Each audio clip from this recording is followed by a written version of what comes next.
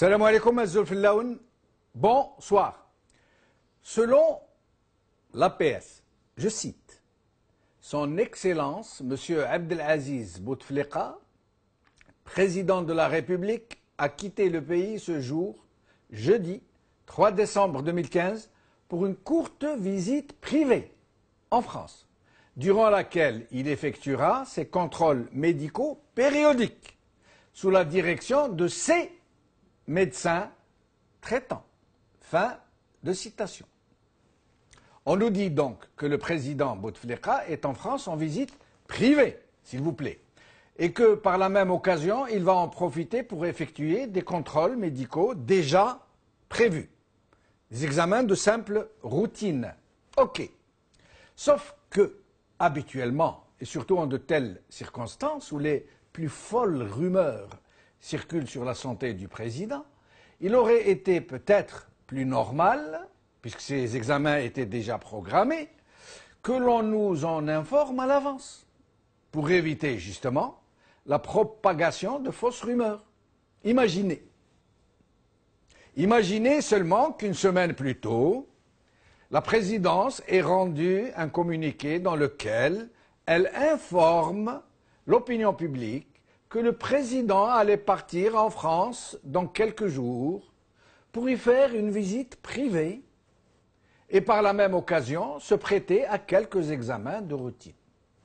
Comme ça, en passant. Ce serait passé comme une lettre à la poste et personne n'aurait trouvé à redire. Mais bon, depuis le temps, les Algériens ont pris l'habitude maintenant, au point où la santé du président ne les intéresse même plus, au point où ces hospitalisations à répétition ne soulèvent plus la moindre petite vague, et au point où la plupart des journaux, ce qui n'est pas anodin, ne reprennent même pas l'information à leur une. Regardez la presse d'aujourd'hui et vous serez édifiés. C'est à peine si cette hospitalisation n'a pas été publiée dans la rubrique faits divers. Depuis le temps qu'on les balade, les Algériens ont décidé de débrancher la prise. Trop d'opacité a fini par vraiment tuer un président qui est là sans être là, juste pour exposer sa pauvre, sa pathétique, sa pitoyable image qui devient de moins en moins présentable. Un président qui ne parle plus depuis des années, qu'on nous montre dans des postures de grands malades, ahuris, la bouche ouverte, le regard fixe, en train de faire le seul geste qu'il sait faire, démouliner. Et encore, on dit que ces quelques secondes d'image qu'on nous montre de temps en temps sont choisies parmi des heures et des heures de tournage. Et que si nous pouvions voir ce qu'on ne nous montre pas, les Algériens sortiraient dans la rue. Pourtant, malgré cette hallucinante situation, jamais observée dans n'importe quel autre pays au monde, jamais, ni à quelconque autre période de l'histoire de l'humanité. Un homme très malade, reconduit très vraisemblablement malgré lui à un 4e mandat, et qui ne sert que de façade aux vrais maîtres du pays, dont on ne sait même pas au juste qui ils sont, s'ils sont aussi inféodés à une puissance étrangère qu'on le dit, on ne sait rien. Ce président-là, qui ne s'est pas adressé à son peuple depuis des années, dont on dit qu'il lui arrive jusqu'à oublier comment il s'appelle lui-même, ce président-là continue de régner théoriquement et même à recevoir certaines personnalités politiques triées sur le volet qui, pour des raisons plus ou moins avouables, nous affirment qu'ils ont discuté avec lui pendant des heures, qu'il est très à l'acre, très sage, très au fait d'affaires internationales particulièrement complexes. Les seuls qui n'en savent rien et qui ont fini par se désintéresser presque totalement de ce cauchemar historique sont les Algériens. Ils sont fatigués de tout ce qui se dit vrai ou faux sur la santé de leur président virtuel. jamais le mot virtuel ne s'est autant vérifié que pour le président Bouteflika, qui disait, quand il avait ses moyens, qu'il n'accepterait jamais d'être un trois quarts de président, pour reprendre ses propres termes.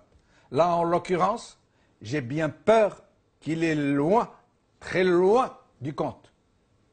Les Algériens ont mis les pouces. Fini, terminé, ils ne veulent plus jouer. Ils ne veulent plus entendre parler de ce président.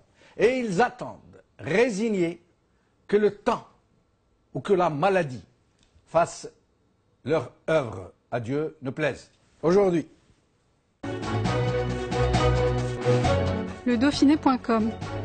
Le président algérien Abdelaziz Bouteflika, toujours hospitalisé. Par Denis Mazliah et Vanessa Lem. Jeune Afrique. Algérie, Bouteflika en France pour une courte visite médicale. Par Farid Alilet. TSA. Le président Bouteflika, hospitalisé à Grenoble, en France. Par Riyad Hamadi.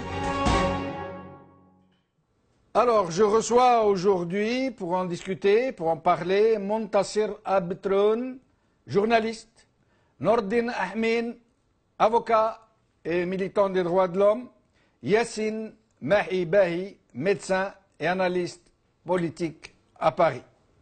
Alors, nous allons, je vous informe que j'ai ici mon micro sur ma page Facebook, Jamaluddin Benchenouf, mon PC comme on dit, et que donc des gens sont en train de m'envoyer des commentaires ou des questions que j'essaierai du moins d'en lire quelques-unes tout à l'heure. Alors, Montassir Abtroun, merci d'avoir accepté notre invitation.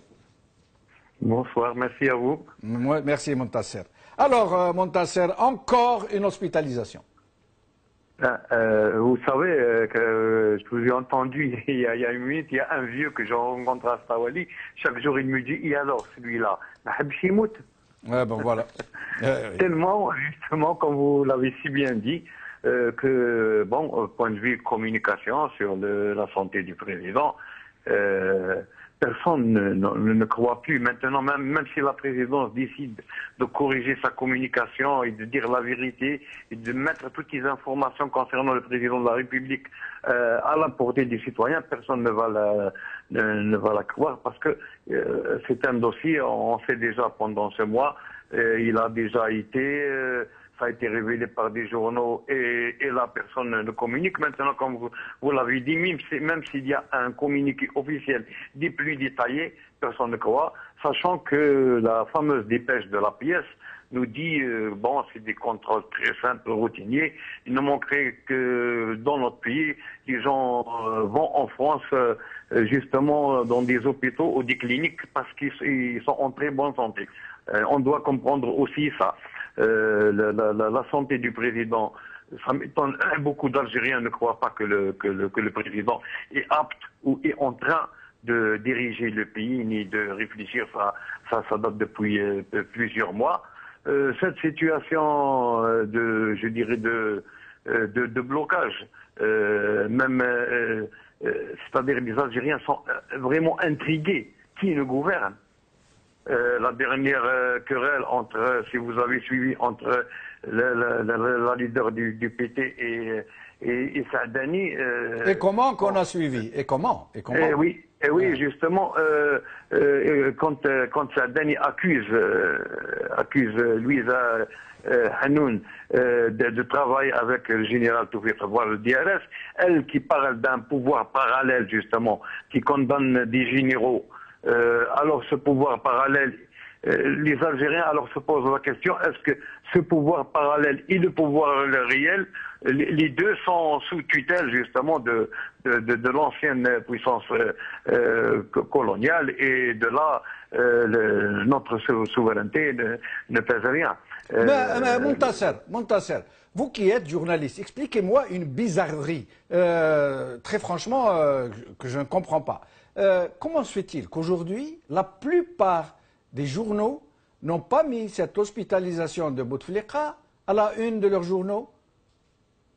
Parce que déjà, ils savent que le lecteur... Vous savez qu'en Algérie, les gens, en dehors des journaux, sont avancés sur les journaux, parce que les journaux, il ne faut pas aussi se leurrer sur la liberté d'expression. Et ici, à l'intérieur du pays, je peux vous dire que, franchement, il est presque impossible d'exercer un métier qui s'appelle journalisme et de servir l'information. Les pressions sont telles que, bon, chaque journal, chaque organe essaye plus ou moins de s'accommoder avec une situation ou avec un groupe, l'essentiel d'assurer une rente, la pub, etc. Donc la première victime, justement, c'est la vérité. Restez avec nous, Montasser, je reviens à vous dans un moment. Je vais lire quelques commentaires. Alors, les vers de Constantine. Il nous dit, et en même temps en Algérie, nos malades constatent l'arrêt de 5 projets de grands hôpitaux pour cause d'austérité. On fait de l'économie sur la santé des malades. Mohamed Tahar Najib, un non-événement. Il est d'accord avec la presse qui ne traite plus du sujet. Saleh Hijab, où sont les militants dans le domaine de la santé pour exiger un partenariat gagnant-gagnant dans le domaine de santé entre la France et l'Algérie? Et je reviendrai après. Nordin Ahmin, avocat et militant des droits de l'homme, merci d'être avec nous. Nordin Ahmin. Est-ce que Nordin Ahmin est avec nous?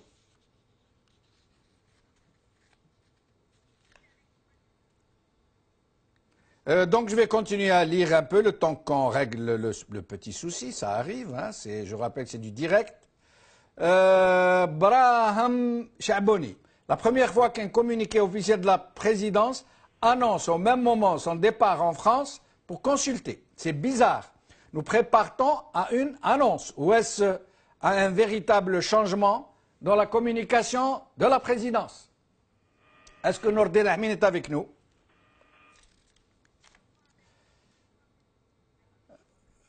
D'accord, alors je continue. Hass Madani, les Algériens ne s'arrêtent plus devant l'annonce récurrente de l'évacuation de Bouteflika vers un hôpital en France. Connaissant son état de santé grave et irréversible, tous attendent l'annonce imminente de son décès. Je reviens à Montasser Abetroun en attendant qu'on règle le problème avec les Skype de Yassine Mahibah et de Nordin Ahmin. Montasser, on nous parle de visites privées, alors que c'est connu depuis des années maintenant. Bouteflika ne quitte plus son domicile personnel, ni la présidence quand il s'y trouve de temps en temps. Comment, lui qui ne fait pas de visites privées, ne serait-ce qu'au quartier d'à côté, peut-il faire des visites privées en France? Pour qui? Pourquoi? Justement, ça rentre dans ce que je disais avant, cette communication floue, ambiguë des gens qui, je préfère dire, qui parlent au nom du président, donc qui commettent toutes les bêtises du monde. On peut révéler ça ou souligner ça sur toutes les communications, les lettres du président. N'importe quel observateur un peu intelligent comprend que Bouteflika, par exemple, n'a jamais écrit telle lettre ni tel message, vu les bourdes que ce message contient. Disons qu'on sait quand même que Bouteflika est plus intelligent que les gens qui sont en train de lui écrire des textes, je dirais, de faible valeur. Pour ce qui est de sa santé, on revient, nous, on est en train de suivre quand même. Ce matin à Grenoble, voilà, il devait sortir ce soir avec son cardiologue, etc. Mais c'est tout sauf privé et simple. Oui. C'est-à-dire on risque c'est-à-dire c'est ouvert où il peut rentrer demain, où on peut entendre l'annonce l'annonce de son décès. C'est-à-dire que ça m'étonne que les gens ont décidé de dire la vérité, de communiquer sur la santé du président. Le départ du président, pour moi personnellement, et tous les Algériens le sont, voilà ce qui leur fait mal. On est un pays indépendant. Le secteur de santé en France, la majorité des médecins spécialistes qui exercent, ils sont très nombreux, les Algériens, et on a un président qui n'arrive même pas à se soigner. Et quand il constate, comme vous l'avez dit maintenant, que par exemple 5 projets d'hôpitaux ont été annulés sous prétexte de ce programme d'hostilité de loi de finances, ça veut dire que la santé du peuple algérien est de plus en plus menacée. On sait qu'il y a des mesures qui vont être prises concernant des médicaments, notamment sur les catégories qui sont atteintes par des maladies chroniques. Donc il y a une grande quête. Maintenant, c'est le peuple algérien qui a peur pour lui, pour sa mort devant les mesures qu'il attend, qu'il considère comme plus ou moins assassines, pas simplement par rapport au prix du pain et du lait, mais surtout par rapport aux médicaments qui est très cher. Et vous restez avec nous, Montasser, restez avec nous. Je prends une autre question qui me vient de parvenir sur ma messagerie privée avant de revenir à Yassine Mahibahi. Abdallah Ghennaï, ma modeste participation pour l'émission. Si c'est possible, le problème n'est plus dans ce système, ni dans le DRS, ni dans Bouteflika. Le problème est dans le peuple. Est-il capable de s'organiser, d'arracher son indépendance à cette mafia? C'est ça la vraie question, parce que Bouteflika et tout le système corrompu sont finis. Oui. Abdallah Ghennaï. Yassine Mahibahi. Yassine Mahibahi. Bonsoir. Bonsoir Yassine Mahibahi. Je crois qu'on a un souci avec nos amis. Alors, bonsoir. Alors, Yassine Mahibahi, vous êtes vous-même médecin, vous vivez en France. Qu'est-ce que vous pourriez nous dire sur cette énième hospitalisation de Bouteflika en France? Alors, il y a une double lecture dans cette histoire. D'abord, il y a le communiqué de la présidence qui me semble très incohérent. Il y a une incohérence totale dans ce communiqué. On parle d'une visite privée. Et d'abord, une visite privée n'a pas besoin d'avoir un caractère public. Bon, ça, je pense que ça, les gens ils doivent savoir ça, le b.a.-ba, quand il y a une visite privée d'un chef d'État, est-ce qu'il y a intérêt de rendre cette visite publique derrière un communiqué qui puisait le communiqué de la présidence de la République? Deuxièmement, une visite privée n'est pas compatible avec une visite médicale. Bon, il faut savoir que le président Bouteflika a été hospitalisé à 5 reprises à l'hôpital du Val-de-Grâce. Et là, il a fait connaissance avec l'ancien chef de service de cardiologie, qui est le professeur Jacques Montségu. Il s'est établi une relation très fusionnelle entre le chef de l'État et le professeur Montségu au cours de ces 5 hospitalisations. Et à un moment donné, le professeur Montségu a informé le président de la République qu'il allait quitter le Val-de-Grâce pour une clinique à Grenoble. Et à partir de là, le président a déclaré lui a dit une phrase qui reste un peu célèbre: là où vous allez, j'irai. Là où vous allez, j'irai avec vous, ou j'irai chez vous.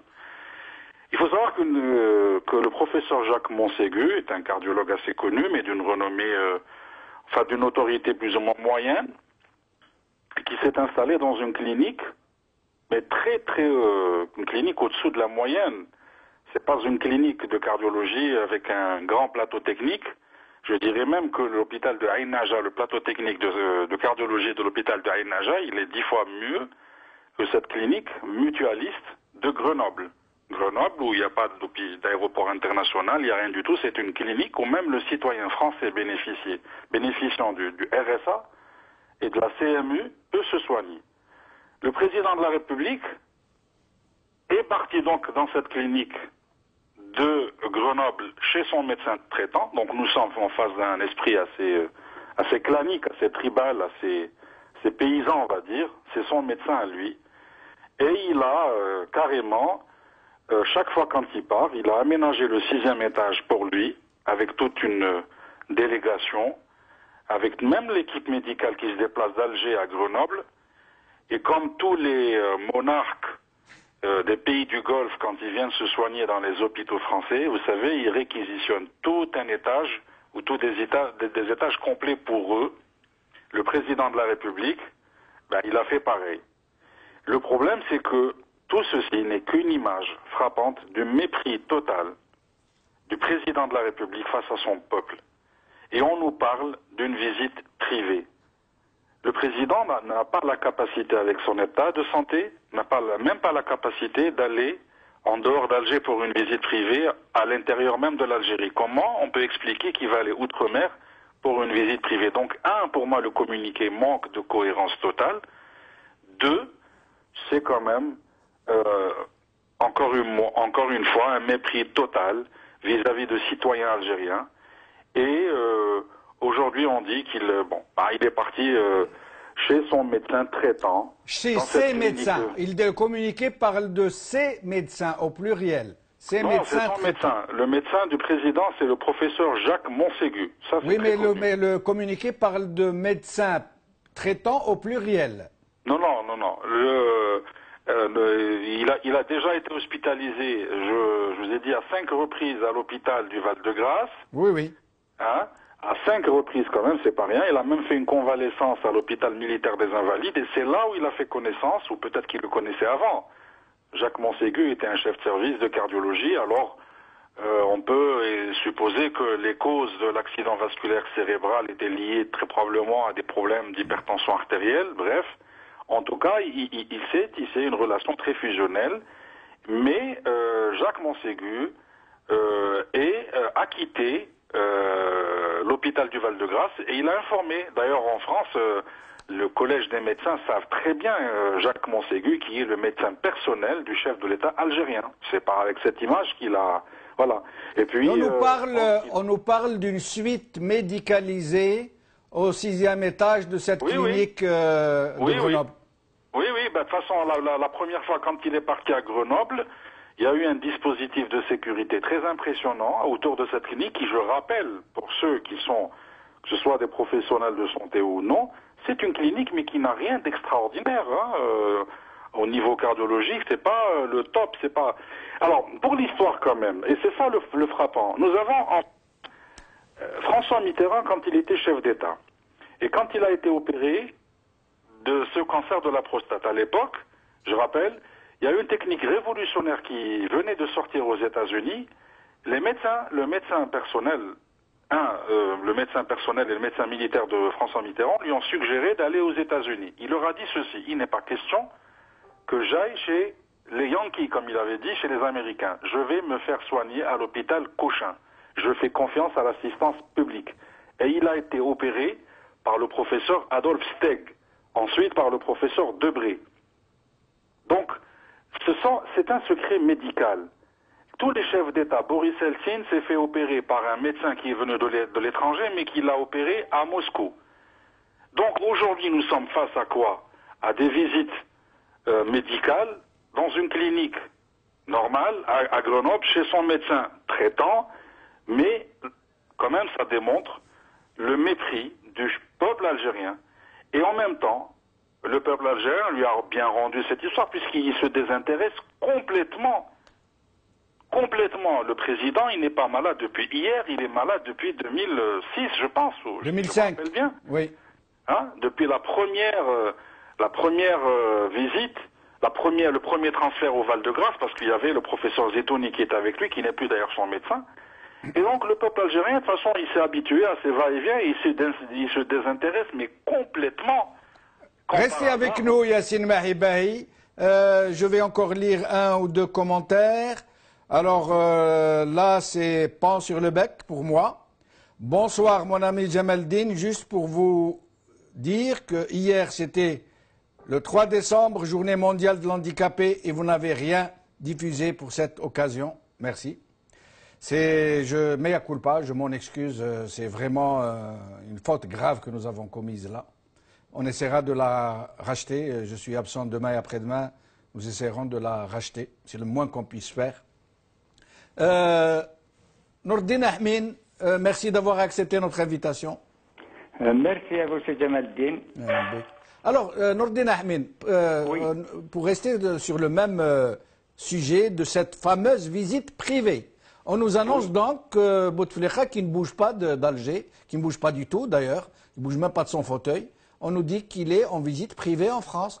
Comment vous pourriez nous expliquer cette très étrange formulation?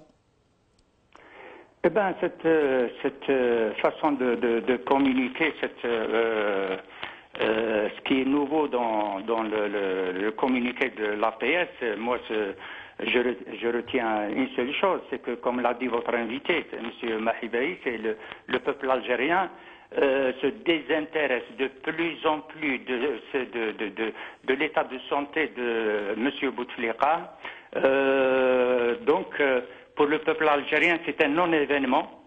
Ce qui l'intéresse aujourd'hui, il s'intéresse beaucoup plus à sa situation sociale et économique. Peut-être, certainement, vous avez remarqué que les commentaires sur la loi de finances sont nettement supérieurs par rapport à cet événement, parce qu'ils savent que le vrai problème, leur avenir est hypothéqué par rapport à cette politique qui a été menée. Allô?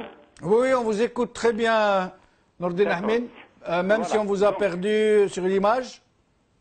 On essaye de... Oui, mais on vous entend, vous pouvez continuer. Ça n'a pas marché, d'accord. Alors, voilà. Donc, j'ai dit, le peuple algérien s'intéresse beaucoup plus à son avenir que la santé de M. Bouteflika. Je n'ose même pas dire de son président, parce que pour être président d'un peuple, il faut qu'il soit élu. Et vous savez très très bien que tous les présidents algériens qui sont arrivés à ce stade de responsabilité n'ont jamais été élus par le peuple. Donc, la souveraineté, malheureusement, du peuple algérien n'a jamais été concrétisée dans les faits. Et c'est la raison pour laquelle, donc, c'est vrai, ce qu'il faut retenir peut-être, c'est ce mépris, oui, envers le peuple. Mais au fait, ils se méprisent eux-mêmes. Parce que le peuple algérien, s'il ne réagit pas à cette situation, parce que ce n'est pas facile. Ce n'est pas facile. La situation est devenue tellement compliquée, tellement difficile, que de réagir, déjà, il faut bien sûr s'organiser, il faut que la société s'organise. Et malheureusement, tellement ceux qui ont été au pouvoir depuis l'indépendance, d'ailleurs, voire même avant, ils ont tout fait pour casser tout ce qui est représentativité du peuple. Donc c'est ça justement, il faut casser pour que le peuple, pour que la société n'arrive pas à trouver des ressorts qui lui permettent justement de bonder pour reprendre sa souveraineté. Voilà le vrai problème. Donc, quel que soit X, la santé maintenant de M. Bouteflika est devenue, au sens propre du mot, un non-événement. C'est pour cette raison, et je crois que les tenants du pouvoir cherchent à travers cette manière de faire les choses, d'annoncer cette information, presque, je risque de dire, ils cherchent à ce que le peuple s'intéresse pour dire que votre président est malade, voilà, il est parti pour des contrôles, au fait, pour se soigner et tout. Et voilà, c'est un appel au peuple pour qu'il s'intéresse. Voilà. Restez avec nous, Nordin Ahmed. Restez avec nous. Je vais lire encore quelques commentaires. Boualem Hihat, bizarre. D'un seul coup, la présidence retrouve sa langue et se met à communiquer sur l'hospitalisation de notre président. Rabbi Issar, pour moi, c'est une énigme. Au secours. Expliquez-moi. Alors, Abdelrazak Barodi, 4 mandats et des centaines de milliards de dollars de recettes n'ont pas suffi pour construire un hôpital digne pour qu'il puisse s'y rendre. N'en parlons pas pour nous les 40 millions restants. Montasser Abtroun, est-ce que vous êtes avec nous? Montasser? Montasser? Allô? Oui. Montasser, nous allons rester longtemps comme ça, dans une telle situation. Personne ne parle, personne ne semble s'en offusquer, personne ne dénonce. Les Algériens, dans leur grande majorité, sont lassés, ils ne veulent plus en parler. Vous avez vu, tout le monde dit c'est un non-événement, on ne veut plus rien entendre parler, ça ne nous intéresse pas. Et ça va finir comme ça longtemps? Ça va durer pendant longtemps comme ça? De toute façon, les choses ne vont pas bien. Je pense aussi peut-être que ces gens qui ont qui ont lancé ce communiqué de Bouteflika, c'est une action peut-être de diversion pour remettre sur la scène le sujet de la santé du président.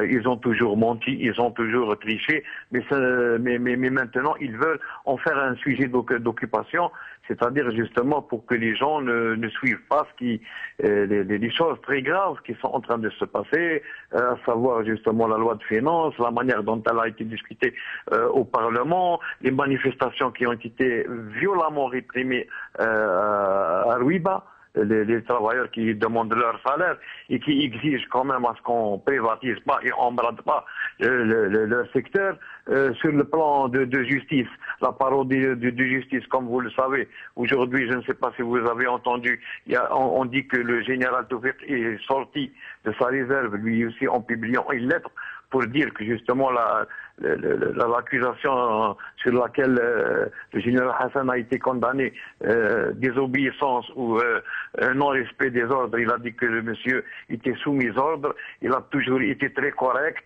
il a toujours respecté les ordres, il se dit aussi obnubilé et outré par ce jugement. Donc il y a un ensemble de... Mais il a publié cette lettre où, Montasser, il a publié cette lettre où, le général Toufik?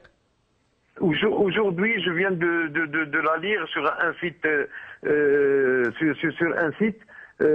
Bon, elle va être distribuée, c'est sûr. Et c'est vrai ou c'est peut-être un canular? Non, non, c'est pas un canular parce que même le thème de la lettre, il dit comment le général Hassan il a été nommé, quelles sont ses prérogatives selon la loi, c'est-à-dire dans des détails. Ça m'étonne fort que ce soit un canular. D'ailleurs, je l'ai partagé sur ma page. Et j'attends, c'est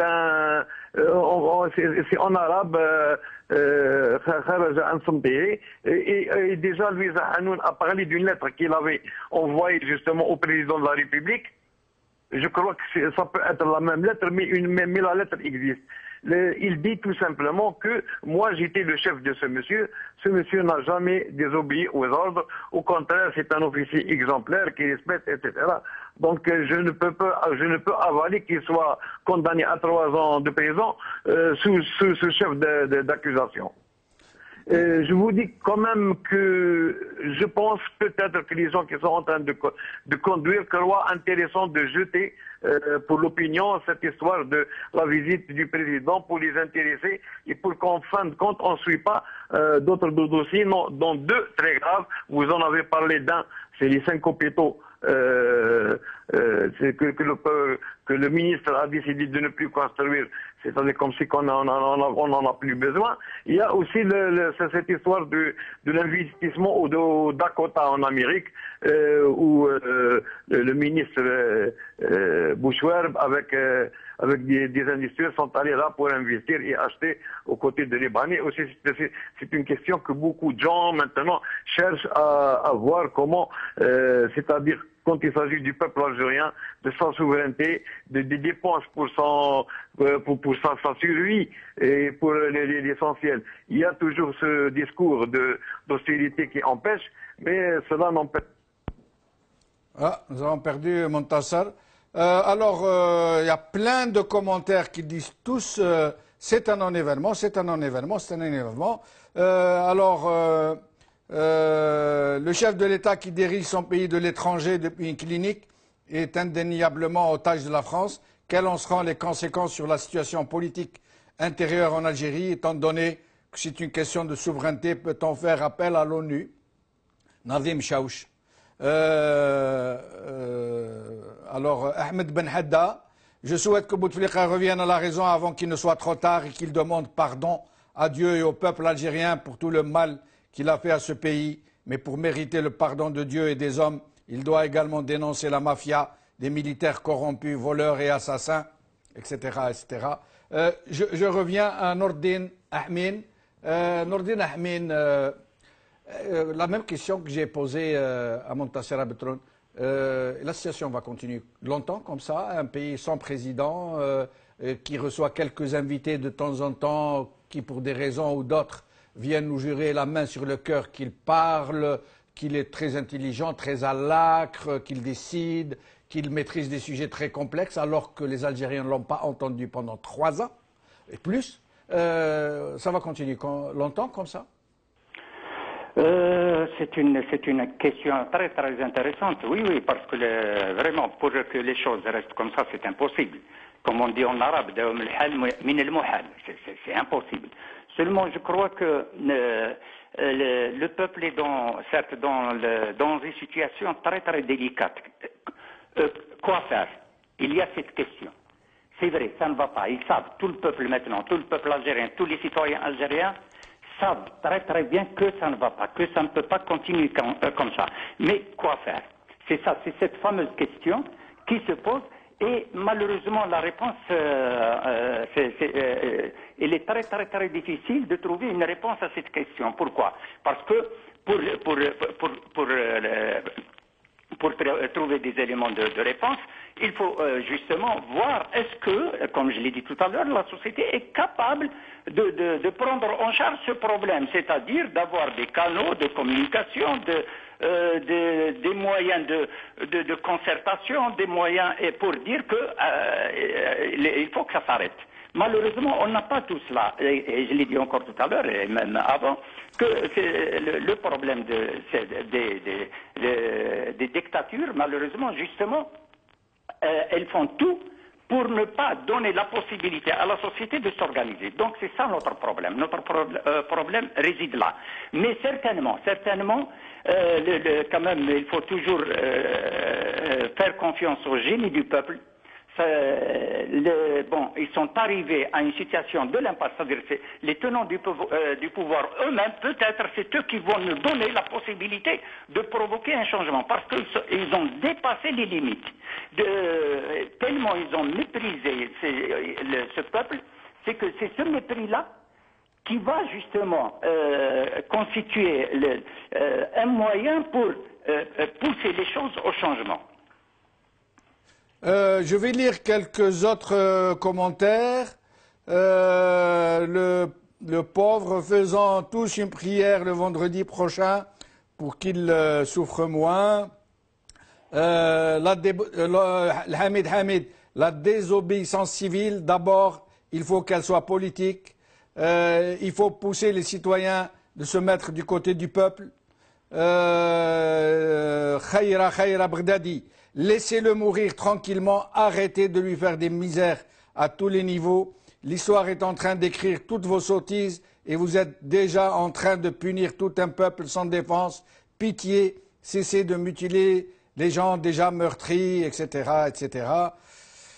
L'Adel Azizi, pourquoi la présidence nous informe de cette visite privée? El-Hadi, cet énième voyage en France pour raison médicale doit amener le peuple à s'interroger sur l'utilité de la Constitution en Algérie. L'article 88 est piétiné et écarté par le Conseil constitutionnel alors que le monde entier témoigne de déplacements fréquents du président algérien pour raison médicale. Il apparaît que les seules sorties du président ont pour destination les services hospitaliers français. N'est-ce pas une preuve pour M. Meddelsi que l'Algérie doit juger pour violation de la Constitution? Je voudrais juste que le peuple réfléchisse. Si c'était un petit fonctionnaire qui ne serait pas allé à son bureau 3 jours successivement, ne serait-il pas révoqué? Attention, il y a une justice divine dans ce monde. Je reviens à Yassine Mahibahi. Yassine Mahibahi, ma question. Est-ce que ça va continuer longtemps comme ça? Sinon, Nordin Ahmed nous dit non, que non, ça ne peut pas continuer. Mais sinon, quelle autre alternative à cette ubuesque situation? Mais écoutez, l'alternative, c'est qu'il n'y a pas d'alternative. Malheureusement, je vais dire que pour le moment, le peuple algérien, il est complètement devant une impasse. Et c'est le régime qui a créé cette situation extrêmement dangereuse pour le pays. Le peuple, il est en face, voilà, d'une situation insoutenable. D'abord, il y a le désintérêt, avant qu'il y ait le désintérêt total de l'état de santé du président de la République, il y a un désintérêt total de la chose politique. Le peuple algérien ne fait plus confiance en la gouvernance. Et ça, c'est depuis des années. À partir du moment où cette confiance est totalement rompue entre la base et le sommet, donc, si vous voulez, il y a plus d'intérêt, il y a un désintérêt total du militantisme, de la chose politique qui est le moteur essentiel du développement de tout État. Et deuxièmement, maintenant, vous avez le spectre d'une gravité économique, d'une situation catastrophique.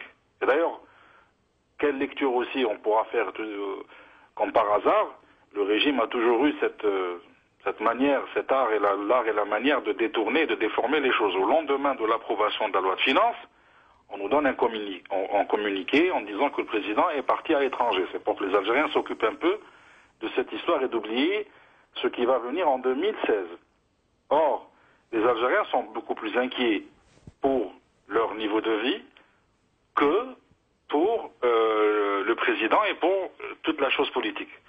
Et ça, c'est la responsabilité, pour moi, je dirais, les partager. D'une part, le régime, d'autre part, l'opposition, qui pour moi, je l'incrimine beaucoup, parce que l'opposition n'a pas joué son rôle, et la société civile, finalement, elle est prise en otage. Donc, est-ce que cette situation va durer? Excusez-moi. Cette situation ne va pas durer. Bien sûr, à un moment donné, il va y avoir une issue, d'une manière ou d'une autre. Enfin, ce que nous avons aujourd'hui, c'est que devant cette situation, la seule solution, c'est de créer une véritable constituante, une véritable période de transition, parce que, ce n'est que ça qui va, ce n'est qu'une période de transition, qu'une nouvelle constituante, qui va redonner de l'espoir au peuple. Mais qui va aller vers cette dynamique, Yassima Hibahi? Il y a une société civile complètement absente. La scène politique a été complètement vidée de tous ses acteurs. Le président du Conseil constitutionnel, par exemple, M. Meddelsi, a été placé exprès pour bloquer l'application de l'article 88. Les partis qui sont en train d'essayer de bouger, soit ils sont neutralisés, soit ils sont à la mangeoire. Les Algériens se désintéressent totalement de ce qui peut leur arriver. Il n'y a plus de véritable classe politique.